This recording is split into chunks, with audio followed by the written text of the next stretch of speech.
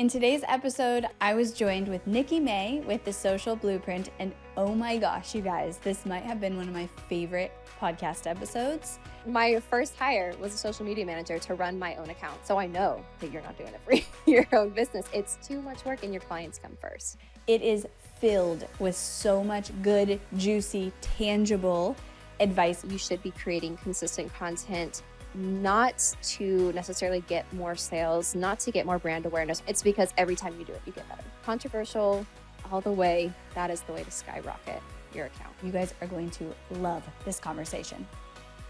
Embodied CEOs don't chase trends. They pave the way. They lead from within, moved by purpose, unshaken by noise. When you are the source, you do not need permission. All right, we are live. Welcome. I am so excited. Me too. Hi, Emily. Hi. Yeah, we just did a business strategy. Now we're diving into podcast. I can't wait. Yeah, it's going to be good. I'm excited. Let's tell everyone a little bit about you, your business, what you do, and wherever you feel relevant to kind of start with how you started. Sure. So I'm Nikki. I own Social Blueprint. It is a social media agency. And I kind of fell into it by accident. This is not what I thought I was going to be doing with my life. I always knew I would own a business because when I was in elementary school, I glued little puff balls together and I put googly eyes on them and I sold them for, 25 cents or something. And then I started making magnets. I would draw these weird little creatures on them and sell them. And I thought, this is fun, just creating and selling whatever you're making. So I knew that I would have my own business from that weird little moment in history, but I didn't know it would be social media. So I worked in operations I guess I should say I worked in operations. I was an operations director for a childcare business. And I quit that when I married my husband because he was a travel nurse at the time and my job wouldn't let me work remote and I wasn't not going to be with him. So I decided to quit that job, and the only job I could find, because at that time working remote wasn't this huge thing like it is now, was in social media. And somebody reached out and said that they needed somebody 5 hours a week to make graphics for their social media. And I said, well, I could probably figure it out. And I applied, and I was the only one who applied. So I got the job, which thank God, it was a huge blessing because that grew into something completely different than I ever thought. I started in graphics and they were terrible. They were so bad because I didn't know what I was doing, but they were better than what the owner of the company was doing. That's all that mattered. And I figured it out. I started an influencing account because I was so nervous about messing up this business's account that I thought I'm just going to mess everything up on my own and figure it out. That account ended up blowing up and doing really well. And I started working with brands and different companies and like Airbnbs and stuff like that. And then I got good enough that I felt like I could finally start my own business and do this. And fun fact, I wanted to just coach people on how to do it. And every single person I talked to said, I just want someone to do it for me. So I said, I guess I will do it for you. And that's how we got here. I love it. So much similarities to my story and Yeah. starting the agency. And yeah, I just think it's like so important for people to see that you didn't have like, I'm starting this social media agency and here's all the steps, but you Right. followed like, I'm going to figure it out. Okay, I'm good at that. Okay, I figured it out. People are asking for this. And that's such key contributing factors to creating a business, especially in the beginning. Yeah. So how long ago was it when you started going, okay, I'm doing social media? Like when my first job, that was like 5 hours. The graphics. Yeah. That was in 2020. Okay. So we all know what happens there. My husband and I already had our wedding planned and we did it, and it was tiny and at a house. And then jobs started getting a little bit remote, and that was really cool. And so when I got this job in 2020, the owner didn't care where I was because they weren't asking people to come into work anyway. And so it all just lined up in a very weird but very cool way. Yeah. How do you feel like you're really good at specifically I feel like creativity. Hmm. I mean, taking that account that you blew up was through really creative content and kind of learning what people responded to and, um, you know, how you mean you taught yourself, but through experience, you taught yourself. What strengths do you feel like that highlighted that you already had in you to be able to leverage? Because you may not have had the plan for the business, but you definitely leveraged your strengths along the way. Yeah, that's an interesting question. I think that I am really headstrong and I really like to be the best, very competitive.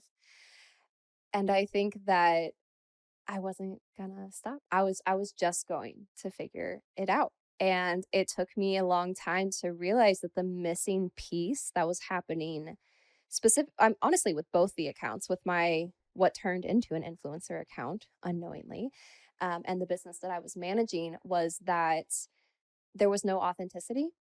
So I was managing her account like I saw all these other businesses manage their accounts, which was terrible, by the way. And then for my account, I thought that I had to be like everyone else I saw who was also traveling, who's living this crazy, luxurious lifestyle, which was just not my experience. And the second that I started sharing about my experience, that's when my account blew up. And it was also through storytelling. And I thought, well, that's interesting. So then I tried another reel after I had one blow up. And fun fact also, it blew up 3 weeks after I posted it. It did terrible when I first did it. And I was like, ah, that's fine. I thought my same 1,000 followers were going to see it. And then it went viral. And it was based on a story and overcoming an obstacle. And so I tried it again and again and again and again. And then I started doing it on the business account. And I realized, oh, people don't necessarily care about your product or your service. They want to know if they can trust you and what makes you different. And are you being authentic to yourself? And so I found out that whether you're a business or an influencer or whatever you are, that's the missing piece. Yeah, authenticity and storytelling Yep. are like the two core pillars of what you would say you do with the content creation. Yeah, definitely. And I think it helps me also find out who I was because you'd ask kind of about what it revealed in me. And a lot of it was like my content for myself on that account was very, very like cheesy and romantic. It was a couple accounts, it was me and my husband. And my husband is crazy cheesy and romantic. And that is who he is, but it is not who I am. And so the second I started honestly being more headstrong and just going for it and not always making it look like, through the rosy glasses or whatever you say, that's when it took off because I think it's far more relatable than like a perfect relationship, which I would say mine's pretty close. But it's not perfect. And yeah, same with all the businesses I work with is if you're just putting on this fake lens of this is what I think I should be like, it won't work. So, how do you help clients do that? Like, I know that for you, it's become a natural way to be authentic. And I don't know, I feel like people throw around the word authentic all the time. And then there's almost like this swing where it's like now you're trying so hard to be quote authentic Yeah. and you're no longer authentic. And I totally agree, though. It's like, especially in today's current climate, people just want real on social media. Like, the more organic, imperfect, and real you can be in social media, in ads, in your content in general, like across the board in your brand, creates connection, which creates trust, which creates buyers. People who don't know, I know we've had this conversation, like clients will be like, well, how do I be authentic? Like, how do I say what I think? I don't know what I think. I think that's what it comes down to is like they don't know Right. what that looks like in themselves. So how do you help pull that out of someone? It's really hard, not gonna lie, but I can tell. So I shoot all of my clients' content except for one. And when I go to a shoot, if I have them talking to the camera, I never script it because I think that's where the robot comes in. And you feel like you have to nail every single line perfectly. And for my clients, when they're first starting to work with me, it's really nerve wracking for them because they'll say, "Oh, I wish I could just read a script." And I say, "No, it's not authentic. It's not you." And so I'll say, "Here's your two hook options. And then I just want you to tell me your story." The camera trips people up so bad. We can be having a great conversation. You can tell me your story. And then I pull out a phone and it's like everything leaves your head. And so I think that it really helps when I'm there and just saying, just talk to me, just pretend you're talking to me. That's what authentic is, I think, at least. And I think that it helps my clients and gradually they get more and more comfortable. But I can also see, maybe talking to the camera is just not them. Maybe they are more shy. It's not what they want to do. We're going to change their content to be authentically them. Is it just that we film what they're doing that day? Or is it that we film their customers? Maybe it's not their face necessarily that's on their social media all the time. I have a huge onboarding form that I send. I'm like, what are you comfortable doing? And a lot of people think they can do anything in front of the camera until it's there. And so I think the authenticity rolls into, well, what are you comfortable doing? So for me, I will not dance in front of a camera, which I think also, if you know me, seems wrong because I love to dance. It is my true passion, dance and travel. But I won't do it in front of a camera because I tense. I'm so uncomfortable. It's not authentic. I feel so awkward. And I think if you feel that, that's the sign that you're not being authentically you and you need to switch. Yeah, you're forcing it.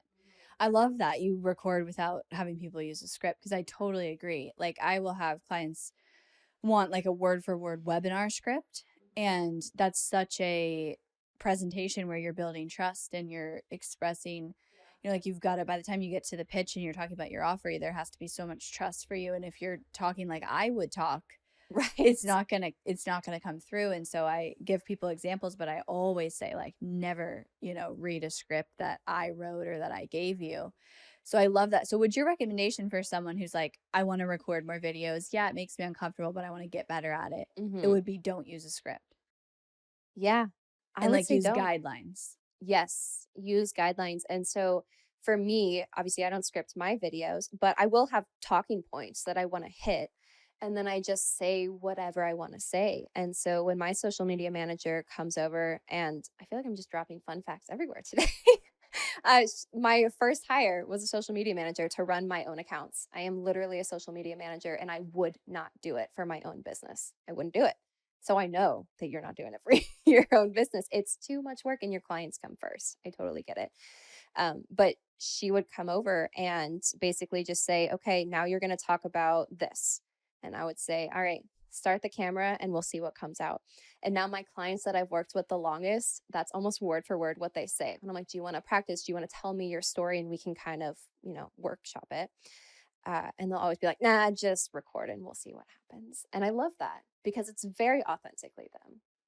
Right, because who you are is who you are. Right. Whether there's a camera there or not. Right. And it is a skill. Like, you get better at it for sure. I mean, I've been creating content now for like probably about 8 years. When I first started my business, I didn't really create a lot of content, but 8 years of that. And I can go back to like when Facebook Live was a thing and I started doing Facebook Lives. I mean, if I watch them today, they're absolutely horrible. Like, I was so nervous, and now I record this podcast and I can't tell you how many people are like, we don't have a script. Like, we don't have questions that you're going to ask me. Like, no, because we can be natural. And I think it's something, I don't know if you would agree, but I think for most people, even if you're uncomfortable practicing that skill on a regular basis, because the only way to get better at it is to do it.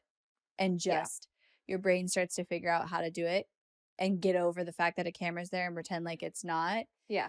And I also think people who really know their content, like for me, if you gave me a script, I would actually sound way worse because I'm like trying to think about the script when it's just like, it's embodied in me, what I know and what I'm going to say. It's there. And so I think that we're going to go into a season of content too with like AI, where you've got to take that embodied knowledge and be able to get it out without a script. And because AI can copy a script, but AI can't be you Right. with a soul and a heart in front of a camera. Right. And that's one thing because, a common misconception is that you can use just AI to come up with all your ideas. And oh my gosh, I have tried. I have tried. And trust me, I do train my little chat. Okay. I don't just like send me 30 content ideas. It's a crazy prompt.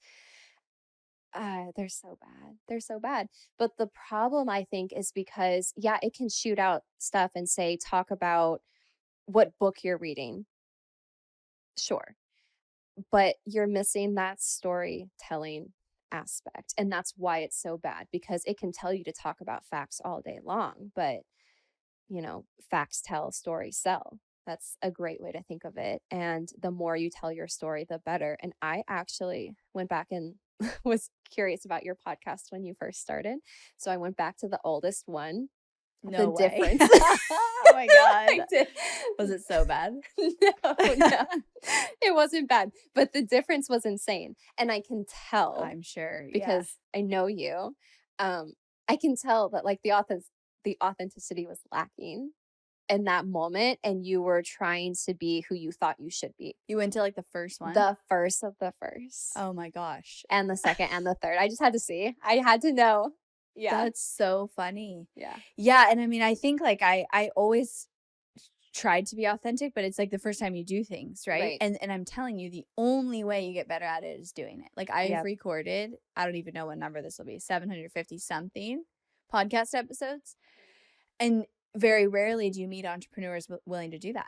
Like I talk about this all the time, like the consistency in content creation, because it's just like with so many things in life. The only way you get better at it is by doing it, and like the embodied experience of it. Yep.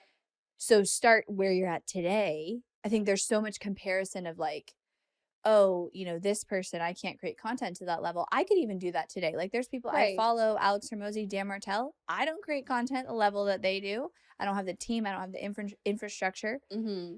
But it's like, I just want to keep showing up and improving and up leveling. And I just said today, I'm going to get a bigger podcast studio. Like we're going to do more of this. And that's the journey.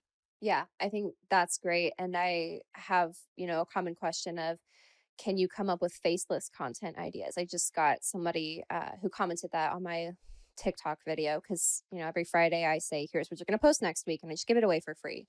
And somebody asked for faceless ideas. And I said, no, like people connect to people.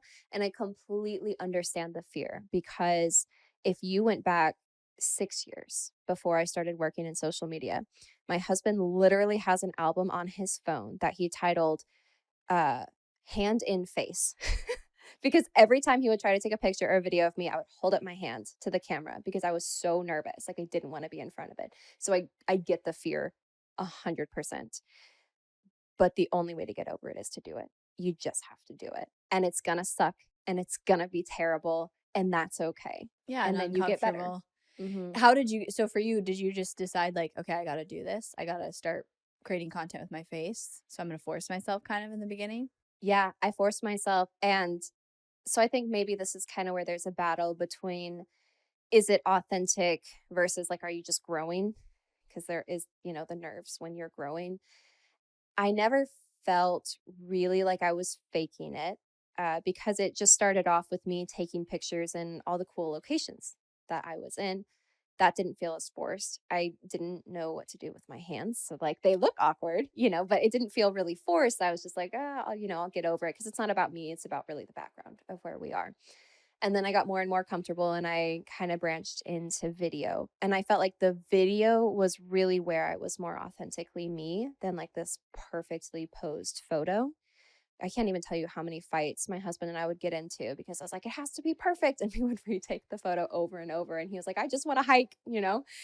So then video, where I was like, let me just vlog. Let me just show you realistically what in the world we're doing out here, sleeping in the back of our car, in the middle of the desert.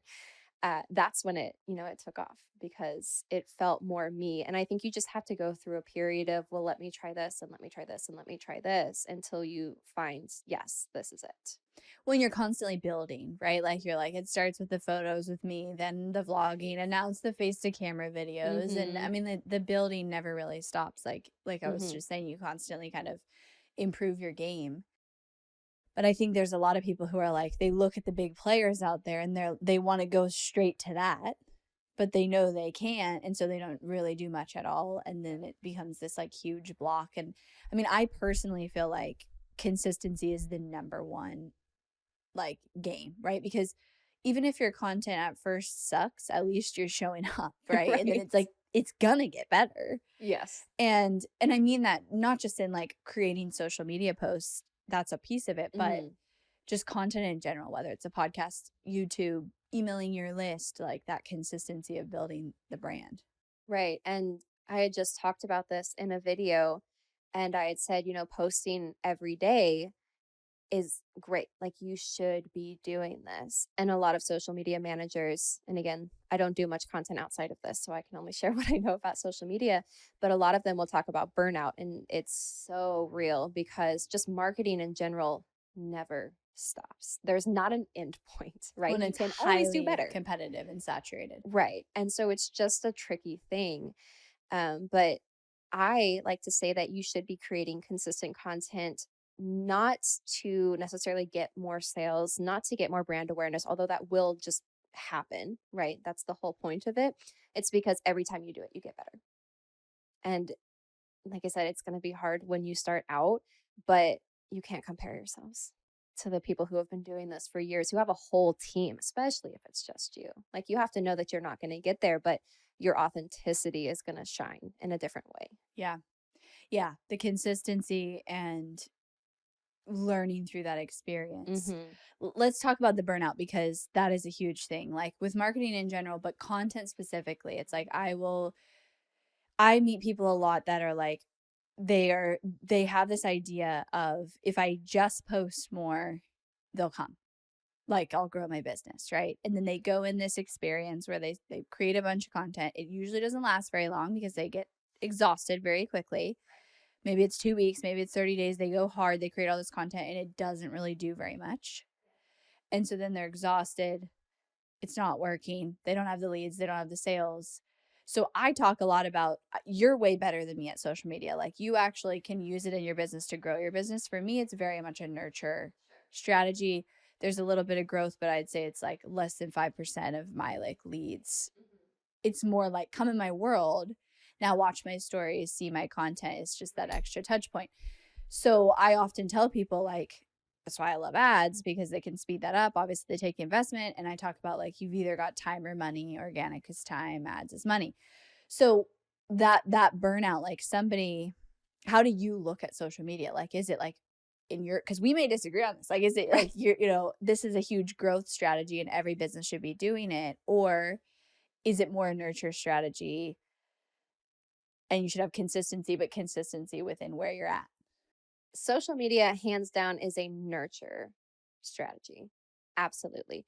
If you can figure out how to make money from it, power to you. But it's That's rare. great. Like you definitely can, but You it's rare. definitely can. And honestly, what I see from social media is we can get you leads. We can get you so much brand awareness and the leads to come to you. But what people really lack is honestly the back end of their sales or marketing funnels. Like, yeah, someone goes to your website, but it's terrible and it was made 10 years ago and they can't figure out how to buy from you. That's the problem. That's not a social media problem, right? But a lot of people think that, well, if I'm going to pay a social media manager, I better be making a ton of money. It's different, it's a nurture. So, my recommendation is do social media if you can. I don't think it's a must to have all these different platforms, but what I do recommend is having an Instagram. What we've seen is that Instagram is kind of like your living room, like you were saying, like, come on in, see what my life is like. It's that nurture, get to know me kind of thing. And you are really messing it up if you're only posting salesy content. That's not what Instagram is for. Please don't do that. So show people your life, show people the behind the scenes of what they're doing. You don't have to be anywhere else, but Instagram is a great place to start. And it's going to help build your social proof if you have a big enough following. And I know that that can be scary to some people, but I do recommend try to get 10,000 followers, which I know is a big number, but it does have an impact on how people view your business. They think you're more legit if 10,000 other people I also agree with follow that. I you, mean, I call it vanity metrics, but I do agree with but that. it Like, matters. yeah, people do look at that. Right. Um, And so that's one thing I think that sets our agency apart too is we don't discount your vanity metrics. They're important. Uh, they probably shouldn't be as important as they are, but instead of fighting human psychology, we work with it and we say, if we know that you need 10,000 followers, maybe instead of posting salesy content, we're posting really funny or really relatable or really emotional content to get you to 10,000. And then we can push a lot more salesy stuff. We definitely still push sales content. People can't buy from you if they don't know what you're selling. We obviously talk about that, but that's not the main point of social. Yeah, this is so important because understanding the if you understand the purpose behind social is nurture with yeah, you're going to grow. Like if you post regularly and also if you run ads, you will grow on your profile. Yes. You're going to grow, but if you put the intention behind it as nurture, it takes this pressure off of like I posted this post and it didn't make me a sale. Right. And to me and like how I look at social media is like it's one, iron in the fire. Like you Yes. need you need all these irons in the fire and you need a full cohesive brand and social media and content is a piece to that. But Hmm. it's not the end all be all and you can't measure it by saying I posted 2 sales posts this week and got 0 sales, so social media must not be working. Yes. And I think a huge point is trust is declining, right? Just across the board. People want to know if I buy from you, am I actually going to get what you're talking about, right? So the more you can build that trust, the better. But also, we see that people need more touch points nowadays before they even buy from you, especially if you have an item that's more than $100, right? They need to see this item or they need to see your face if you're the face of your brand 7 times, 35 times, sometimes more than 100 times if you have a high ticket item. Social media is a way that you can keep showing up, that you can keep hitting those touch points because you have your stories and you can post a photo and then you can post a video. And yes, it's very time consuming, but I think honestly, it's that nurture point that can speed up the sales. Because with our clients, yes, we have people who come and say, we heard about you because of Instagram or because of TikTok. And that's awesome if they just buy from you right there. But normally, if we go back, that person didn't just follow and buy. They followed months ago, if not a year ago. And then they kept seeing your content and kept seeing it. And you kept building that trust. And then they bought from you. And now, what we've also seen specifically for clients that have more memberships is that those people stick around longer because they trust you. They got that before they even bought. So true.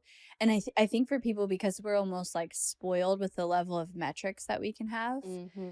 it's like, well, I can't directly track it, but you never know what someone saw before they buy. Like that's impossible to track Right. that. And think about like OG marketing of like radio and billboard. What was the purpose behind it?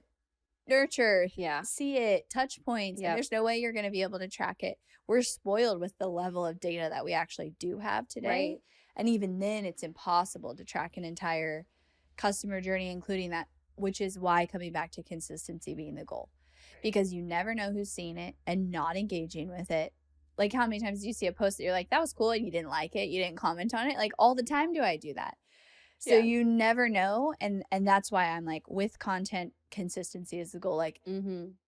I think at your level you're looking at metrics, but for some of my clients I'm like I don't even care about the metrics, just make it consistency first. Yes. Like your goal is once a week, twice a week, whatever it is. Right. And one thing, I think I made a post about this a while ago, and I was like, guys, lurkers buy too. Like engagement is down across every single platform. People use to aim for 10%. We're looking at like 1 to 2% now. Okay. But just because someone didn't like your post doesn't mean they're not going to buy from you down the road. Like that's not why you're posting it, is for the likes. That's cool. It makes you look good. We love that. But like my husband never likes anything. Never. He just scrolls and he might watch it 5 times and then he scrolls again. I'm like, why didn't you like it? He goes, I don't know. Like it's just, it doesn't even cross his mind. And so you can't be dependent on that and that engagement and think, oh, social media is not working for me just because I only got 10 likes. Totally. So I love this. This is such a good conversation. So there's a few points that we've made around strategy with social media of like authenticity, Mm-hmm. storytelling. Is there anything else that you would want to tell people is like this is what's working today? Oh my gosh. Yes. The main way to grow, and you can take this or you can leave it, is to be controversial. And I think this is really hard for businesses because they don't want to offend anybody. But when I say controversial, I don't mean you have to offend somebody. You might, but you don't have to. Take, for example, just Tesla has a lot of controversy around it. You don't even have to take a side. You can just mention Tesla in your video and you can let people in the comments go off, right? And I just started managing someone's account who is going towards more of the influencer route than business. Not once on her page has she said anything bad about men. Has she said like a blanket statement about all men, but she has just talked about how happy she is to be single. And that apparently is controversial. And she is skyrocketing right now because she's telling her story, but people are viewing this as controversial. And so we're leaning into it. And we say the more controversial, the better. We're not making blanket statements. We're not accusing anybody, but we are just saying something because we are basing it on growth and comments. And one thing we've done with her content, and I actually learned this from Adley, who's wonderful, um, is she says, I imagine what the comments are going to say, and then I make the video. And we've done that. Now we've said, we want the comments to say X, Y, and Z. So this is what has to happen. And it works. So controversial all the way. If you are comfortable doing it, that is the way to skyrocket your account. Just totally agree. The disruptive content, the controversial content. And I also say that to my clients in their marketing and messaging in general. Like, if you want to be authentic, Right. you've got to have that, and you have it. Everyone has it in you. Like, Right. if you don't have beliefs and values that other people may not share, like, you're like a shell of a person, like everyone Yeah. has that. And I get the same reaction sometimes of like, well, I don't want to offend people. I don't want to be mean. I don't want to offend a competitor who I'm friends with. And I say back to that, what if you had to state your belief or state your statement of what you think is true based on your experience, based on your knowledge, from a place of love? Right. You could do that. Right. And then people's reaction from there is all on them. Exactly. Like, it's all on them. And so agree. Like, the accounts that do really well and the content that is, because that's how you stand out, is you have a Yes. different opinion, a different thought, a different point of view than other people. Right. And then you stand out. I was at an event and there was a speaker who said, everybody wants to be a thought leader today, but nobody has an original thought. And I was like, that's so true. It's like, everybody wants to be this influencer thought leader and create this incredible content, but they're just regurgitating everything they've heard. And we're too afraid. I think you've got to put yourself in a room with no electronics and figure out, like, what are my original thoughts? Like, what do I really think about these things?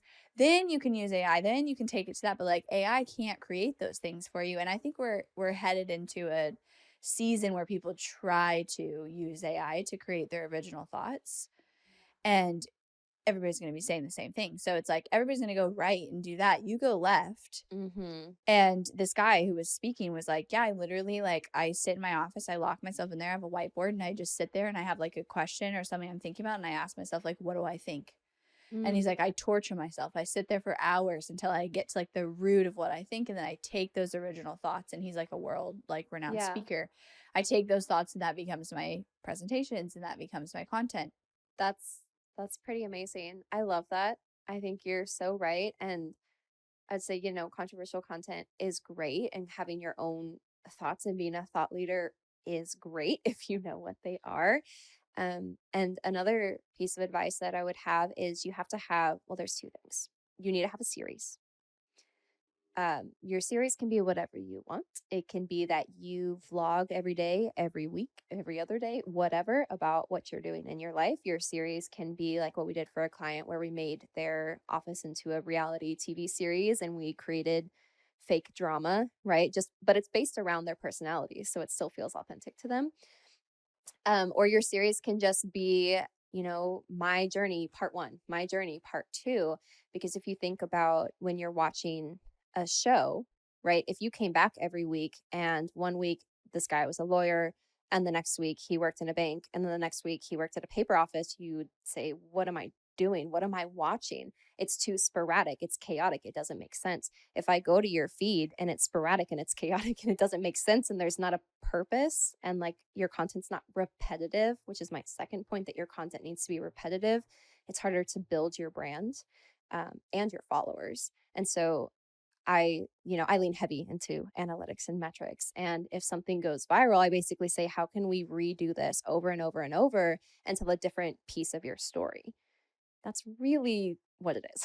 That's really how you do it as a business owner, as an influencer, as a UGC creator, whatever, is find what works for your audience and just redo it over and over and over and over so people know exactly what to expect when they come to your page.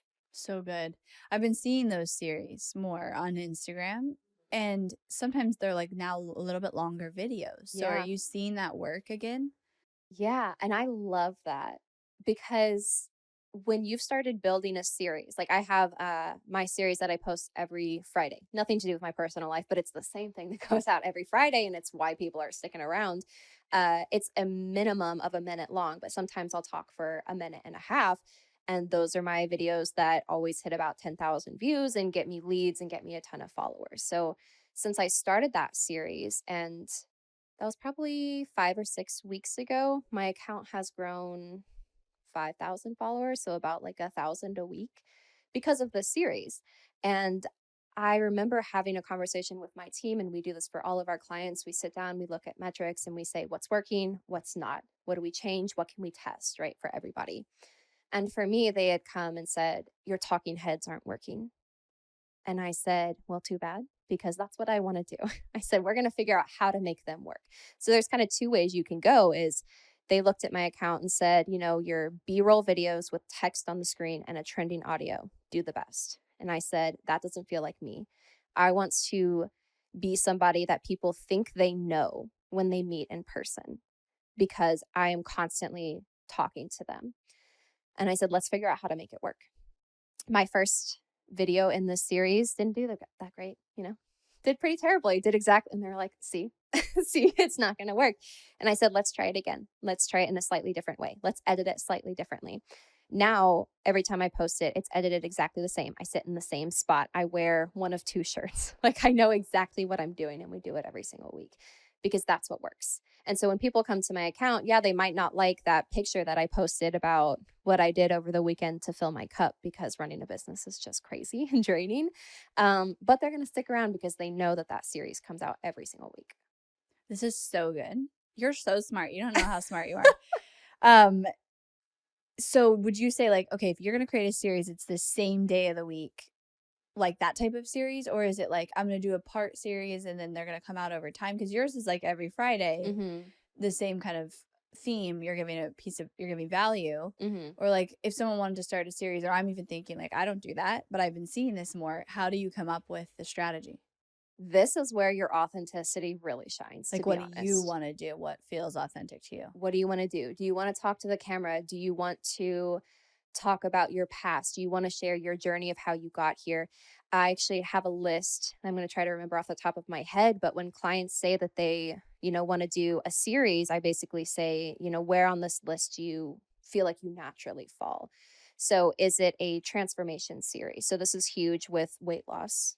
Obviously, that's just the thing that pops into my head, right? But you could start a series and say, every single week, I'm going to upload just a photo. It doesn't even have to be a video of what I look like. And I'm going to do it every single week. And I need you to hold me accountable. You know, that's a great way to do it. So this can be transformation for anything, the growth in your business, you launching a new location, anything like that. For me, I wanted to talk to the camera and I wanted to give actionable tips. That's what I wanted. I said, I want to be your social media bestie that when you come to my account, you say, I know exactly what to do next week. And that's what I do for my series. We've actually been talking about rolling out a second series for mine, which will be fun. And I thought more vlog style, because that's what I like to do when I traveled. And I don't know if people want to see the behind the scenes of my business, but I figure maybe they do, you know? And so a lot of the times it's trial and error. And maybe you start something and you think, I don't love it. Just be a little bit cautious. If it blows up, you're going to have to kind of continue that series and slowly shift into a new one if you decide to do that. But it needs to be something that you can do for a while. right? Like what I do every single Friday and vlogging about what's happening in my life, that's never ending. That's always going to be something I can do. If you're coming up with a reality show, right, where you're kind of faking some drama and doing dramatic editing, sure, that's something that you can keep doing. Do you have the creative brain space for that? So it's really your authenticity of, what feels right, what's going to help people feel closer to you. Because we talked about social media being a nurture avenue. So, really, what's going to help build that trust in your series? So good. I love how you align with like, this is what I want to do, what feels natural, what feels authentic. And even in your example, you had data that said it didn't do well. And you said, instead of saying we won't do any talking camera videos, Mm-hmm. we'll change how we do them Mm-hmm. until it does well, Yep. which I think is really unique. Most people would be like, oh, just stick to the carousels or stick to this. But you Right. can also say, no, I want to do that. How do we make it better? And what are the levers that we can pull to improve that in our strategy? Right. And I had kind of talked to you about this earlier this week, but I have one of my long term clients. She's wonderful. Her content is very funny, very humorous. And we had our, monthly strategy call, and she said, I want to start sharing more about the abuse that I endured and why I started this business. And I love that because it's very personal. And it was something that she was not ready to talk about until then, or we probably would have rolled it into her content earlier. But the fact that she came out and she's like, I want to do interview style where I sit down and I talk about this. And of course, the first thought in my mind is, oh man, like this is a drastic shift. I know exactly what works on her account. I know like when I post a story with a link, I know that it's getting minimum 40 leads for her. That's crazy from just one story. And we're making this dramatic shift in her content because it's authentic to her and it's what she wants to do.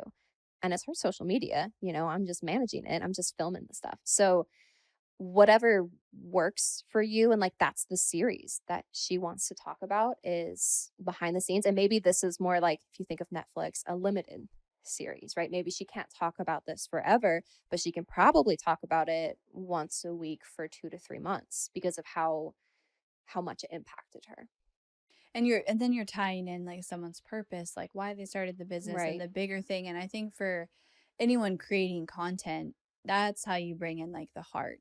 When I create content from the heart, and you can't force that, like the inspiration's there or it's not, Right. but it always does the best. It just has a different frequency literally to it. Right. And that's like my first video that ever went viral. It was a moment, right? Core memory.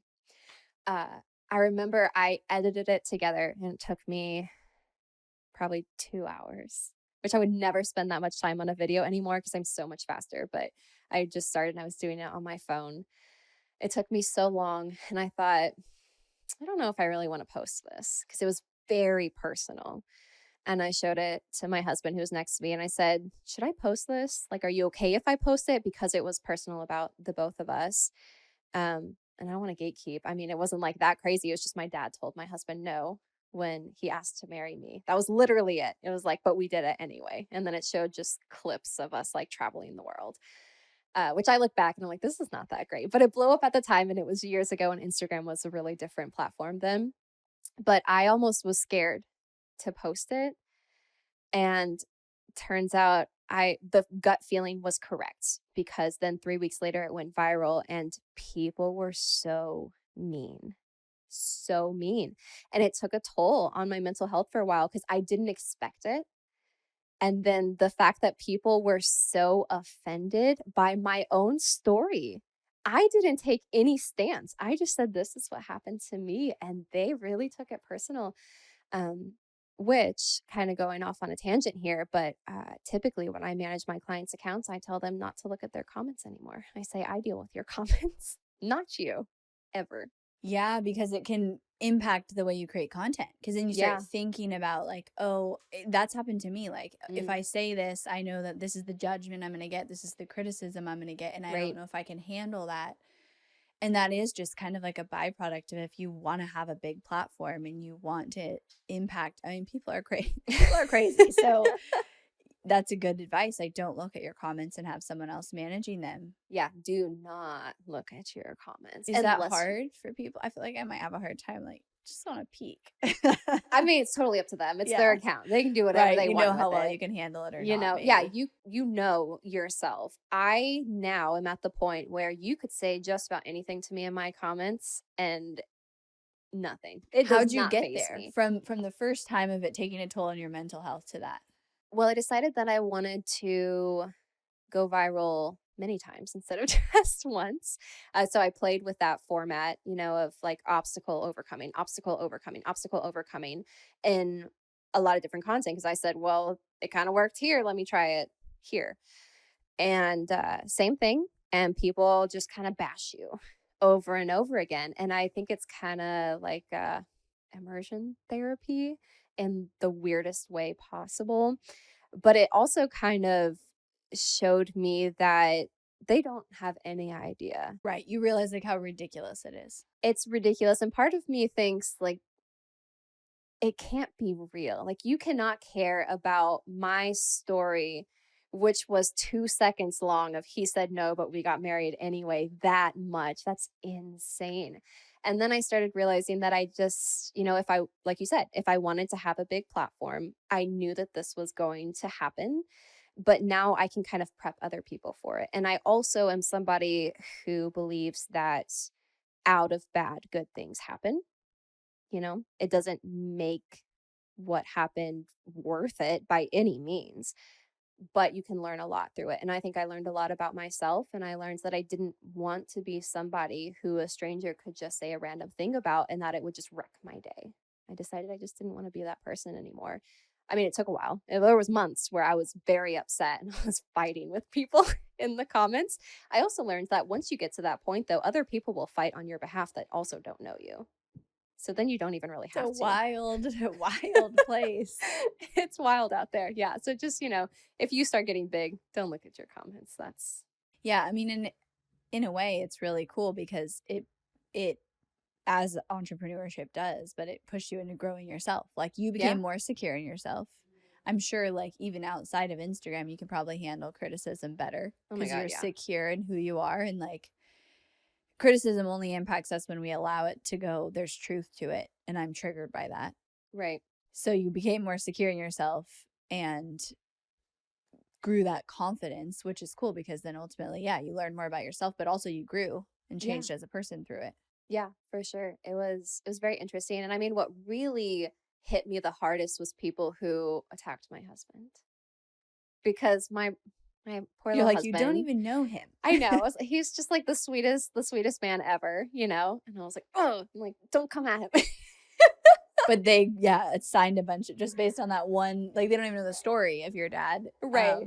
But they assigned their own story to it and then their own Right. judgments and opinions. And it's just very funny because in that caption, I was so afraid of being judged that I wrote out exactly what happened, which literally is that my dad just thought it was too soon. He didn't have anything against John. And then my dad still walked me down the aisle at the wedding and hugged John and But said, people don't if even this read is that. what you chose, okay. Like that's my dad. He's Yeah. not mad. He's just like, all right. Like it's part of the story, but it's not nearly as dramatic as everyone made it out to be. But nobody reads the caption. Yeah. And so then, yeah, they'd come and they'd attack me or my dad or my husband. I was like, what is happening right now? This is crazy. But yeah, now there's just about nothing you could say because I got all the personal attacks out of the way. And, now I feel like the meanest comment I've gotten on my business account is just like, you have a lisp. I'm like, okay, thanks. Yeah. That's great that you've built that up because I think that is another reason that people don't put themselves out there. Right. Especially on video. It's like, I'm afraid that someone's going to judge the way I look or Mm-hmm. what I say, how I say it. And ultimately, you've got to feel good with how you show up. And we're Right. our hardest critics on ourselves too. When you're secure in that, you build the confidence. But it's the same thing we were talking about in the beginning. It's a muscle of doing it, getting more comfortable, getting more confident in it. Yeah. And I think one thing that I can say I know that I'm much more confident is the fact that I'll show up on social media with no makeup on now. That never would have happened years ago. And then I finally did it for the first time, probably 2 years after starting in social media, and I showed up without any makeup on. And I remember just it being like the most weirdly liberating feeling. Like, this is just what I look like in the moment and I don't care. And I started working with brands, and I also wasn't wearing makeup in the videos for them. And like, I have makeup on now. I love it. It's great, but I'm a 50-50 kind of girl. Like, sometimes I wear it, sometimes I don't. And I feel like it's very authentic to just show up in whatever I look like. Yeah. I love the way your brain works. I love it so much. I want to have a little time to talk about your entrepreneur journey. Okay. So I would love to just hear about that. Like, you didn't plan to have, you wanted a business, you didn't plan this business. And I know with that comes like figuring out team and, you Oh know, boy. Yeah. work. And we haven't said, but you went to Costa Rica. Yes. And I know then it was like kind of, you had built success to a level, and then it was like, all right, the next level, we have to streamline, take care of your well-being because you were working so much and so hard, and like create that harmony. Yes. I remember every time, well, maybe at least 99% of the time when you would ask how I was feeling in Costa Rica, I would say I'm very anxious, because I was, and I still struggle with that. But Costa Rica was honestly life changing in so many ways. I have talked about your retreats with everybody. I'm like, if you don't do it, you are so missing out. But yeah, really life changing, because the anxiety was intense because I didn't know what to expect. And it was the exact opposite of what I could have expected, which I needed. I just didn't know I needed. Yeah. And you came in anxious partly because it was one of the first times that you took time away from your business, right? And like real kind of unplugged. I didn't know I was taking I time know. away. The first night, I'm like, to get the most out of this retreat, I want you to not open your laptop. And Nikki's like, what? Dude, when I just flew in, Mallory's the first person I met. She was at the airport. And one of the first things she tells me is how you told her to take her email off her phone. And I literally stuck my hand in her face. That was so rude. And I was like, no. It's like, absolutely not. I could never. But what, by like day 3 or something, I had done it, which is great. And now I'm like, yeah, what was the big deal? But at the time, it felt like this huge obstacle that I could just never do. Yeah. I mean, you came in and it's so typical. It's like you were doing everything yourself, figuring it out. Like, Mm-hmm. it's just a normal story in building the business. And I feel like you'd go through that like bootstrapping kind of hustle phase. And then at a point, it's like, we can't continue this way. Like, Right. it's literally and physically not going to be possible to continue that way. But it's really scary making the switch because it's what got you to that level of success. So it feels almost like counterintuitive of like, Right. but this created success for me. I can't do it this way. Yeah, and it's insane looking back, because when was Costa? It was not that long ago. Yeah, it wasn't long. It was April. So April, so only a few months ago, but I was making significantly less money in my business, and probably personally too. I don't think I like actually upped what I was paying myself until probably a month after I got back. But looking back, I was working so hard. I wasn't sleeping. I was literally working until 3 in the morning. And, my husband had kind of given me a wake up call, and he said, this feels like you're back at your first operations director role where you're crying a lot. And I feel like your job is more important than me. And I thought, well, that's just ridiculous. I got defensive. But he was right. He's like, you're just so anxious all the time that, like, I just want to have fun with you again. And that was kind of the shift that I needed of, okay, I probably need support. And I just remember you saying over and over again that, the key to success is not just working more hours. And it took so long to sink in. But then I worked 8 hours total, maybe, when I was in Costa Rica, and signed 2 new clients. And it was just mind blowing, because I have been in this hustle state forever, forever. I don't think I've ever been in my adult years without it. yeah. And it creates a level of success. And I Right. think, there's a lot of people today who kind of shit on the hustle.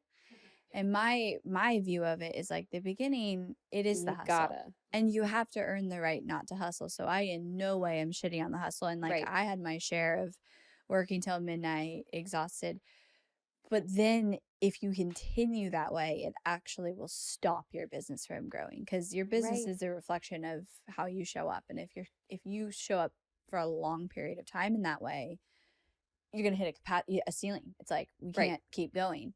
And that's kind of where you were. It's like you created the initial success. You proved your skills in social media and what you were good at. And it had been put together in a way of like, now we got to streamline the packages, Right. streamline the operations. And we're still doing that. Now you're in the mastermind. We're still doing that. Yes. It's an ever evolving process. But I think that's like the biggest thing is the perspective shift. Like when you have those perspective shifts, you can't go back to how you were. Like there was no way you were going to leave Costa Rica and not make a change, because you had proven to yourself that there is a different way that you could do it moving forward. Yeah, and I think I came back, and I hired Lauren, who is a social media manager on my team, and it has been night and day, night and day, because I still am, caught in client work. I haven't quite figured out how to necessarily get out of that. But thinking back about how I used to be doing what I'm doing right now and what Lauren is doing full time, like, no wonder I was a hot mess. No wonder I was constantly anxious. I mean, Lauren and I were talking the other day, and she had even said, she's like, I don't know how you survived doing both, because it is like both of us are working full time. So I was doing two jobs, which was fine for the moment. Like you said, I think you have to go through that and you do have to earn the right to not. But it's even weird for me now to take breaks and to not be working. And like that's something that I constantly have to work to, because if I don't fall asleep within 5 minutes of getting in bed, I feel like I'm wasting my time and I might as well just get up and work. Like I literally have to force myself to just stay in bed until I fall asleep. It's crazy. But Costa Rica really helped me with that, actually, of just, you could be working, but like, is that really what you should be doing? Like, is that the best use of your Mm-hmm. time? And a lot of the times it's not, particularly when my husband comes home and he wants to spend time with me. And I'm like, well, I just need to get this landing page done, or I just need to post this for a client. Actually, scratch that last part, because I always post for my clients and I never don't do that. For real. But anything like that, and I have to force myself to realize that, yes, this job is so important to me. And I think the stress of supporting other people's lives is not talked about enough, because holy smokes, the stress that I'm like, if this company were to just lose half of its clients and I would have to lay people off, and I am literally the reason they can buy food, is so intense. But I also have to remember that, like, I also need a break. Mm. A hard balancing act, Mm-hmm. I think. Yeah. And we're going to continue to unravel this in the Yeah. mastermind, because what I'll say to that is, when you we don't realize we're doing this, but when we operate from the place of the what if, which is anxiety, Right. which is like trying to constantly predict the Mhm. future. What if this happens? What if this happens? I need to take action today to protect myself from that future. Then one, it's not reality because it hasn't happened yet. But two, we're actually like creating that energy more of Right. bringing that to life, versus what if I would, no matter what, be able to take care of my employees and my clients no matter what's thrown at me, because I Yeah. trust myself, because I've never proven myself wrong otherwise. So let me put my energy into who I'm becoming, because we do, like, that's what our brain does. Our brain is constantly like, here's what happened in the past, let me analyze it, let me think about what could, all the things that could happen in the future, so I can keep myself Right. alive. Mhm. And I'm going to be thinking about those things and coming up with scenarios for those things. And it's like, neither are reality. Reality is right now in this room. Right. And right now in this room, you can pay your employees, your business is growing, you're crushing it, you're on a podcast. It's like, that's the reality. So it's bringing back to the present moment.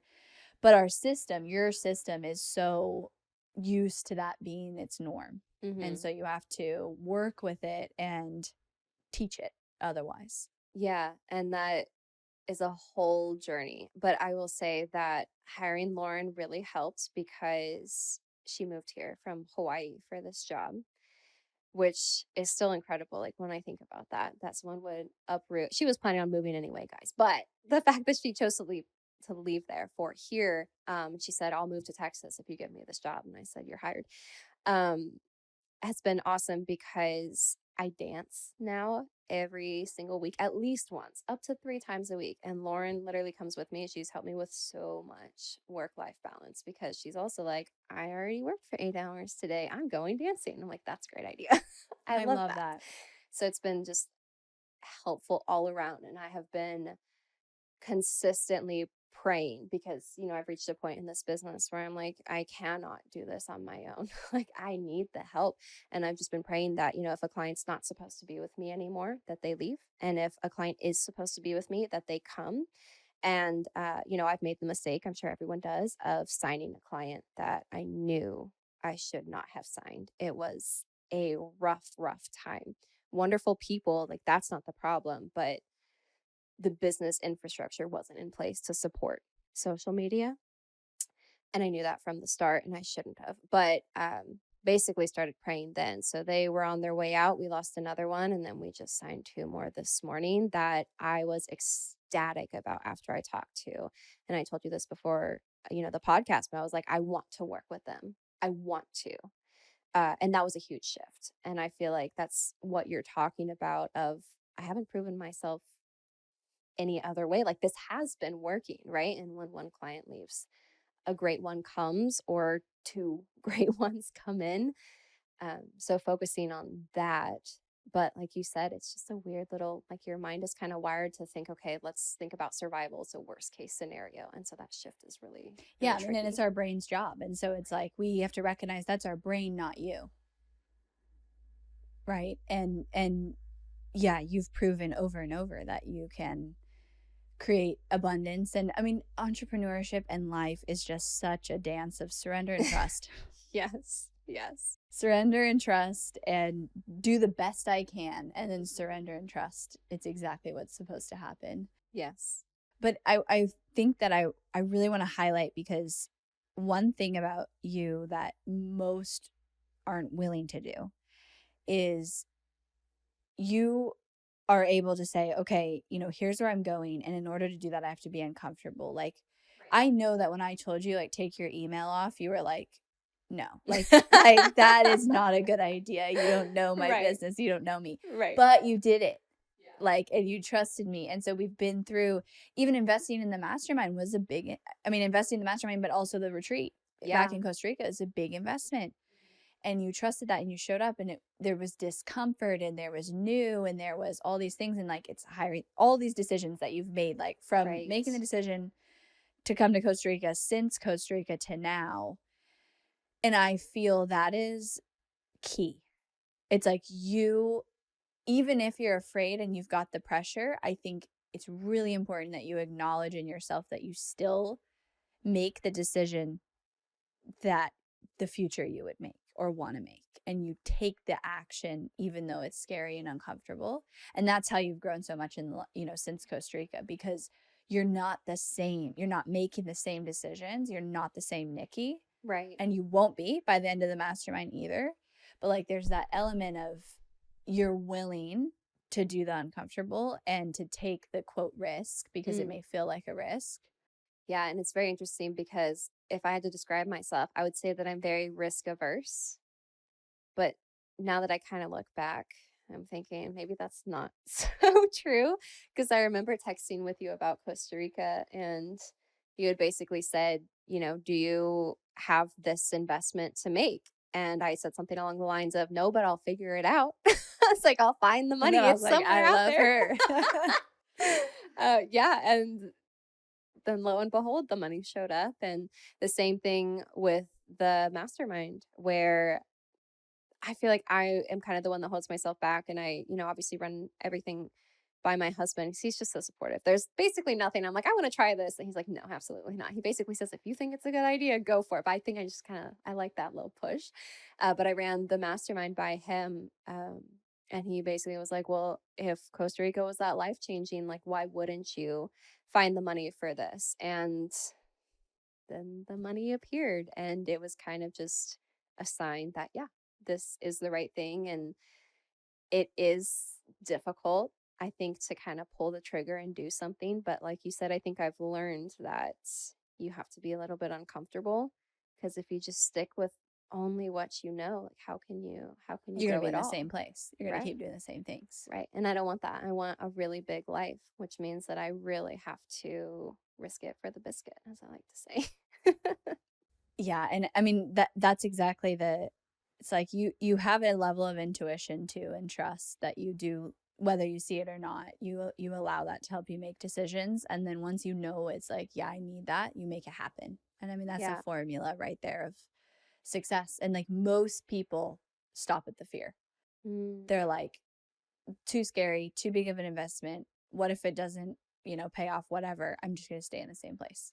That is so interesting, because I feel like my mom primed me for that in a way where she would always tell me, whether it was true or not, she's like, you have this gift of discernment. You know when you see something, if it's right or it's wrong, or you should do it or you shouldn't. And I basically, my whole childhood, I got in trouble twice, both in self defense or defending my brother. Okay. So, like, one self defense, one defending my brother, but like all legitimate reasons to get in trouble. And the rest of my time, I just like only did what I knew I needed to do, because I didn't have the money to pay for college. So I got through college as fast as I could by taking like the specific courses in high school that I needed to. Like, right, I could see this future. And I think my mom's weird little like, you have this gift. And it's like, do I really? Or did she just kind of like impart this into me? I don't know, but like, I believe it. And I've said that with multiple people where I'm like, it is an intuition, it is a gut feeling. Like, I can tell when I interview somebody if they're going to be a good fit for the team or they're not pretty quickly. I don't always make the right decision. Sometimes I second guess myself, but it's the same with clients. I can tell. I talk to them and I say, this is going to be fun. Like, this is it. This is the client for me. And I think it was the same with Costa Rica, which was insane, because I thought every girl there was going to be like me, where we didn't know each other. We were just all showing up. And I got there and everyone is like in this little inner circle. It's like, what is happening? Like, how did I end up here with all these girls who are far more successful than me, which I love. I love to be the least successful in a room, because I just always want to be learning. I feel like so many times I would just sit with the girls and be like, can I just ask you a million questions? Like, how did you do it? And it was amazing. And I loved that feeling. And I think the same thing with the mastermind and this podcast. And I was like, Yeah. yeah, this is it. This is the right thing. I love that. I think everyone has that discernment and that intuition. It's whether or Mm-hmm. not they have the ability to Right. listen to it. And that's so much of my work, is the remembering, like, that you already know. I got hats that say that. Right. And yeah, I have a group who just keep coming. You're now one of them. You'll get me at all the retreats. Like, that's how good the retreats are. They just keep coming. And I knew that first day you were like, this is not what I was expecting, but I knew it would go fast. Like, and it was amazing. And now in the mastermind, you are leading some of the, like, you are able to jump in and give advice because of Mm-hmm. even just the progress you've made from Costa Rica to now, of changing the way you run your business, the team. Like, people, you don't realize it, but people look up, you are now that business that people look up to. And I want to just say this on here, like, even this conversation, I'm like, holy shit, Nikki, like, you are so intelligent. I love the way your brain works. And I felt this in Costa Rica, and Mallory said it in Costa Rica too. I'm just like, I can't wait to watch everything unfold for you, because this is just the beginning. Like, truly, this is just the beginning. Oh my gosh. I think it was Kylie who had said in the car we were going somewhere. She's like, I'm just here for the evolution of Nikki. Same.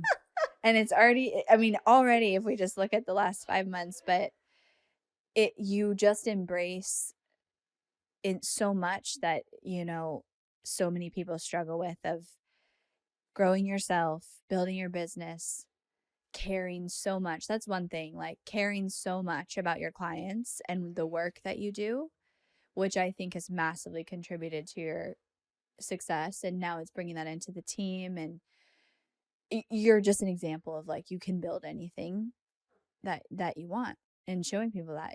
How old are you? You're younger than me, I'm right? pretty sure I'm 27. Yeah, you don't remember. I don't Yeah, remember. you're younger than me. You're crushing it so much. And I can't wait to watch, like, the next 6 months in the mastermind, the next year. I'm so honored that you trusted me to fly all the way to Costa Rica and start this relationship. Yeah, I remember coming up to you in San Diego. I kind of want to know what you thought about that conversation. I feel like it was so awkward thinking back on it, but like I had heard you on the podcast with Michael Stelzner, and I thought that you were just like one of the best guest speakers. I learned I had to like pull my car over while I was listening to it and take notes. It was just crazy. And then when I saw you were speaking at that conference, I was like, oh my gosh, well, I have to go meet her. I'd already signed up for Costa Rica. And I remember just being like, is this going to be covered? Because I want to hear everything. Like, I just want to learn. And I feel like it was just the weirdest first No, interaction. no, not at all. I was like, oh my gosh, you're here. We're going to be together in Costa Rica next week. And I think the impression I got is that you like just love to learn. Because you were like, I want to go to all these sessions. Like, Yeah. am I going to miss your thing? And I'm like, don't worry, it'll be covered in Costa Rica. Yeah, which ended up being great because then in Costa Rica, we talked about what you had discussed on stage. And you had said, like, that's not the right move for your business. And I thought, well, thank goodness. Yeah. I think I went to like a tiny offer thing, which is kind of what we were discussing. Probably with my friend Allie. Before. Oh my gosh, she's so good. Yeah, she's great. So good. That's so funny. I want to say, you heard me as a good guest speaker, and you're now on my podcast crushing it. So like, how cool is life that's how you met me, had that thought on the Social Media Marketing or Examiner podcast, and now here we are. It's insane. I just posted a story this morning, and I mentioned that I was going to be on this podcast, and I said, as a text on the screen, I said, what is life? Like, what is this? What is happening right now? This is insane. Well, you deserve every moment of it, and I'm so honored to be a part of the journey. Where can everyone go to hire you? Because guys, I'm like gonna talk to you about it after this. Okay, well, my biggest platform, I'm always on it. You DM it, I am gonna get back to you, is Instagram. So, but you can find me anywhere, honestly, because my username, I work in social media, is the same every single place. YouTube, TikTok, whatever. If you go somewhere and you put in Social Blueprint LLC, I'm a pop up. Made sure of that from the start. So yeah, you can find me on Instagram. You can talk to me if you have any questions. I share what you should be posting next week. And side note, I say next week because those trends will be dead if you wait more than a week. You got a week to hop on them, which is why I share them every week. Anyway, but yeah, you can connect with me there. And then if you want to schedule a call or hire our team, then, I have links everywhere on my social medias and it'll take you exactly where you need to go. Awesome. We will link to that. Highly recommend you follow her. You are the best in social media. Like you bring the authenticity, truly what works, so much care and heart. And I think that just comes through in the results. So this was an amazing conversation. Thank you so much. Thank you for having me. This was fun.